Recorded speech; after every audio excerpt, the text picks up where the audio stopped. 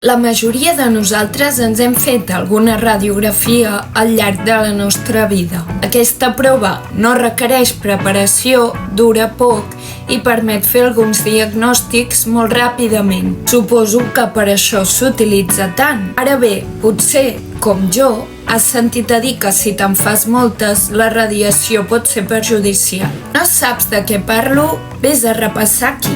Resumint, la radiació que ens envolta pot ser de dos tipus, ionitzant o no ionitzant. I els raigs X utilitzen radiació ionitzant que té una alta freqüència. Què vol dir això? Doncs que compta amb la suficient energia per modificar les nostres cèl·lules i, per tant, una exposició prolongada podria danyar el nostre material genètic. Saps qui va ser la primera persona a fer radiografies? Anem a pams! No es pot parlar de raigs X sense parlar de Marie Curie, una dona que va rebre 2 premis Nobel en 2 disciplines científiques diferents. Em fa especial il·lusió parlar d'ella perquè fa uns dies vaig ser conscient que els vídeos només havia mencionat a homes. I no perquè abans no existissin les dones, sinó perquè molts cops no podien exercir ni estudiar i havien de quedar-se a casa sense treballar, cuidant de la família. Sense treballar de manera remunerada. Vull dir,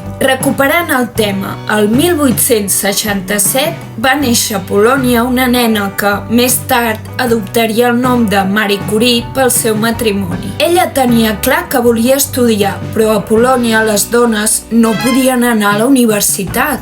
I per això es va mudar a París. El 1903 va rebre, juntament amb el seu marit i un altre científic, el Premi Nobel en Física per les seves investigacions en radiació. Però és que, a més, el 1911 va rebre el Premi Nobel en Química, una reina.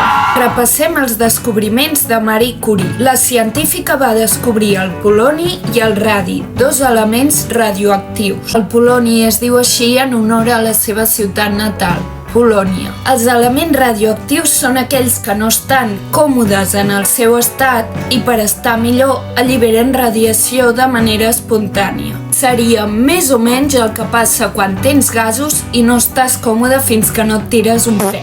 Aquesta radiació que els elements radioactius emeten de manera espontània per tornar al seu estat basal són els raigs X i poden passar a través de la matèria sòlida. Marie Curie va saber utilitzar aquest descobriment per obtenir imatges de l'interior del cos humà, les mítiques imatges que totes hem vist.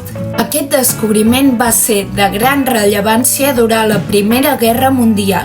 El 1914, Marie Curie va construir unitats mòbils de raigs X amb les que es desplaçava per ajudar les persones ferides. Aquestes unitats ajudaven a localitzar bales i ossos trencats, com també a diagnosticar pneumònies.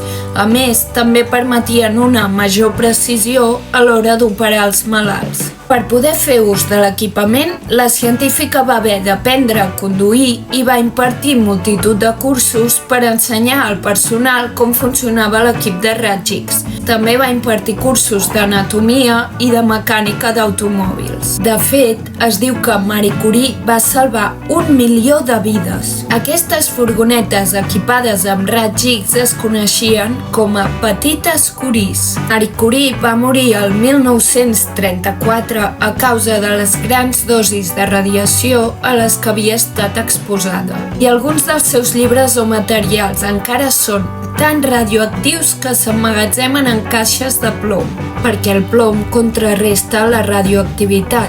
Per això, si et fan una radiografia, et posen un davantal o plaques de plom. Alguns dels records que va deixar Marie Curie són, literalment, intocables. Però ara parlem de la radiografia en si.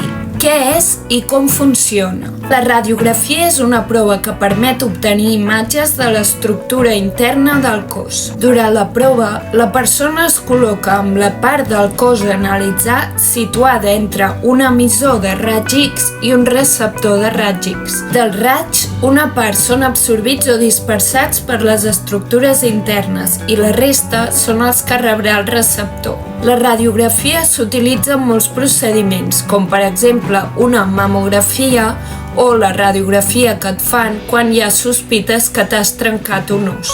I implica rebre certa dosi de radiació, que varia segons el procediment. No obstant això, davant d'una necessitat mèdica, els beneficis superen de llarg els possibles riscos. En la radiografia s'obté una imatge on les superfícies sòlides es veuen en blanc. Com més sòlida és una estructura, més blanca es veu a la imatge. Els rajos que s'utilitzen en aquesta prova són els mateixos que s'usen en radioteràpia. De manera dirigida, la radiació ens pot ajudar a eliminar cèl·lules canceroses o tumors. Cal dir que la dosi de radiació que s'utilitza per tractar el càncer és molt superior a la que s'utilitza en proves diagnòstiques. Les radiografies són un bon exemple de procediments positius que suposen un cert risc. Per això és important consultar sempre una persona experta que ens ajudarà a prendre decisions informades.